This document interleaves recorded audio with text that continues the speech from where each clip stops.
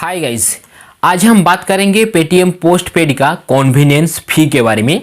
ये कन्वीनियंस फी क्यों लागू होता है, कितना परसेंट का लागू होता है और भी अलग अलग इम्पोर्टेंट जानकारियाँ मैं आज आप सबके साथ आसान भाषा में शेयर करूंगा। और दोस्तों मैं आप सबको बता दूं, मैं मेरा एक्सपीरियंस ही आप लोगों के साथ आसान भाषा में शेयर करने का कोशिश करता हूँ। वीडियो बहुत ही इम्पोर्टेंट होगा।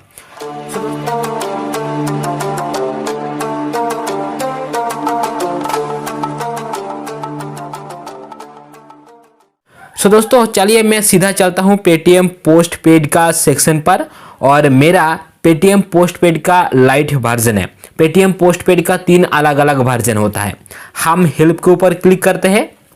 हेल्प के ऊपर क्लिक करते ही चार्जेस एंड फी का एक ऑप्शन है, इसके ऊपर क्लिक करते ही पूरा का पूरा डिटेल्स मिल जाता है। पेटीएम पोस्ट पेड का जो कन्वीनियंस फी है, ऐसे भी पेटीएम पोस्ट पेड का ज़्यादा कुछ चार्जेस नहीं है, लेकिन गाइस अगर आप लोग सही टाइम पर बिल नहीं पेमेंट करेंगे तो भैया चार्जेस लागू हो जाता है पेनाल्टी के साथ में। मैं आप सबको बता दूं, पेटीएम पोस्ट पेड किसी भी प्रकार का कोई इंटरेस्ट नहीं लेता है, किसी भी प्रकार का कोई प्रोसेसिंग फी भी नहीं लेते हैं, बस एक छोटा सा फी लेते हैं जिसको कन्वीनियंस फी कहा जाता है। अभी दोस्तों ये जो कन्वीनियंस फी है पेटीएम पोस्ट पेड का हर एक अकाउंट पर लागू नहीं होता है। Paytm post paid light and Paytm post paid mini account पर ही लागू होता है। डिलाइट पर शायद लागू नहीं होता है। जैसे भी हो, मेरा उस बारे में एक्सपीरियंस नहीं है। यहाँ पर बताया गया है ये जो कन्वीनियंस फी है 1% से लेके 3% तक जा सकता है। डिपेंड करता है प्रोफाइल के बेसिस पर और किस प्रकार का क्या कुछ ट्रांजेक्शन होता है। और आप लोग ये बात भी ध्यान में रखेंगे, फाइनेंशियल कन्वीनियंस फी के ऊपर जीएसटी भी लागू होता है।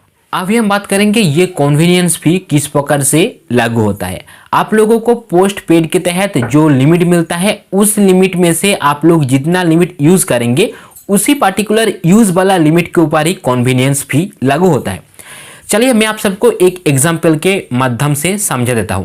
मान के चलिए आपको पेटीएम पोस्ट पेड का 10,000 का लिमिट मिला है, लेकिन आपने 2,000 का ही लिमिट यूज किए हो। सो अभी दोस्तों ये जो 2,000 वाला अमाउंट है इसके ऊपर ही कन्वीनियंस फी लागू होता है। अभी ये कितना परसेंट लागू होगा, ये 1 से लेके 3% के अंदर हो सकता है। डिपेंड करता है अपना प्रोफाइल के बेसिस पर। सो किस प्रकार से लागू होता है ये तो क्लियर हो चुका है। अभी हम बात करेंगे ये कन्वीनियंस फी कब लागू होता है। सपोज आपको अगर 10,000 का लिमिट मिला है और आप लोग पेटीएम पोस्ट पेड को यूज कर रहे हो, तो जिस टाइम को आप लोग पेमेंट करेंगे उस समय पर कन्वीनियंस फी लागू नहीं होता है, बल्कि जब बिल बनते हैं बिल के साथ कन्वीनियंस फी जुड़ जाता है। चलिए मैं एक एग्जाम्पल के मदद से आप लोगों को समझा देता हूं। मान के चलिए आप लोगों को 10,000 का पेटीएम पोस्ट पेड लिमिट मिला है। आपने 100 रुपीज़, 50 रुपीज़, 500 रुपीज़, 1,000 रुपीज़ इस प्रकार का अलग अलग ट्रांजेक्शन करते हुए टोटल 2,000 अमाउंट को स्पेंड कर चुके हो पेटीएम पोस्ट पेड का। अभी दोस्तों पेटीएम पोस्ट पेड का जिस दिन बिल बनता है यानी अगले महीने का 1 तारीख को, उस समय पर अपना टोटल स्पेंड अमाउंट कितना हुआ 2,000।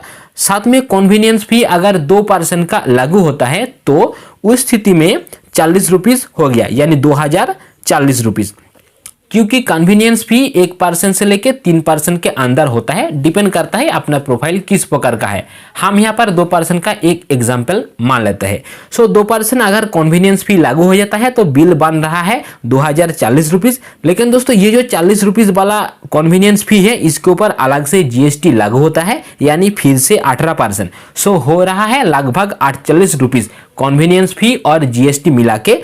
और टोटल आपको जो रिपेमेंट करना पड़ेगा पेटीएम पोस्ट पेड का 2,000 रुपीज़ और कन्वीनियंस फी प्लस जीएसटी लगभग 48 रुपीज़, यानी 2,048 रुपीज़ आपको नेक्स्ट महीने पर पेमेंट करना पड़ेगा। आई होप पूरा का पूरा कॉन्सेप्ट क्लियर हो चुका है। आगे कुछ डाउट या फिर कुछ जानकारियां है आप लोग मुझे कमेंट के माध्यम से जरूर पूछ सकते हो। वीडियो को अंत तक देखने के लिए आप सबको दिल से धन्यवाद।